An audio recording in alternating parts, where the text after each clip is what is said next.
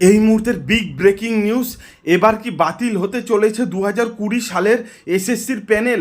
2 সপ্তাহের মধ্যে রিপোর্ট তলব করলো হাইকোর্ট। দুর্নীতির অভিযোগে বাতিল হয়েছে এসএসসি 2016 সালের প্যানেল।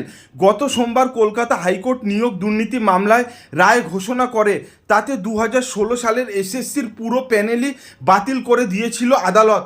চাকরি হারা হয়েছিল 25,753 জন। ইতিমধ্যেই এই রায়কে পাল্টা চ্যালেঞ্জ করে সুপ্রিম কোর্টে মামলা দায়ের করেছে এসএসসি রাজ্য ও মধ্য শিক্ষা পর্ষদ। এই নিয়ে হইচইয়ের মাঝে এবার 2020 সালের প্যানেলে স্বচ্ছতা নিয়ে প্রশ্ন উঠল। ওই বছরের এক চাকরি প্রার্থীর করা মামলায় ফের প্রশ্নের মুখে কমিশনের ভূমিকা।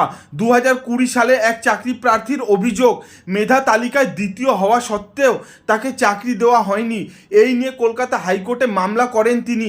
বুধবার এসএসসির কাছে এই সংক্রান্ত রিপোর্ট তলব করেছেন কলকাতা হাইকোর্টের বিচারপতি বিশ্বজিৎ বসুর বেঞ্চ।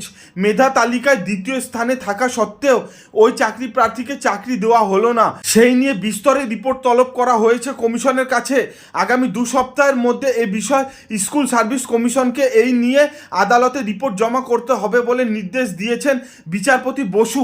2020 সালের নিয়োগ প্রক্রিয়ায় অংশ নেওয়া ওই চাকরি প্রার্থীর নাম রানী সোনা। অভিযোগ, সাঁওতালি মিডিয়াম স্কুলে জীবন বিজ্ঞানের শিক্ষকের পরীক্ষায় দ্বিতীয় হয়েছিলেন তিনি। স্কুল সার্ভিস কমিশনের প্রকাশ করা মেধা তালিকাতেও তার নাম দ্বিতীয়তে ছিল। তারপরেও তাকে চাকরি দেওয়া হয়নি। কেন হয়নি চাকরি, প্রশ্ন তুলছে হাইকোর্ট।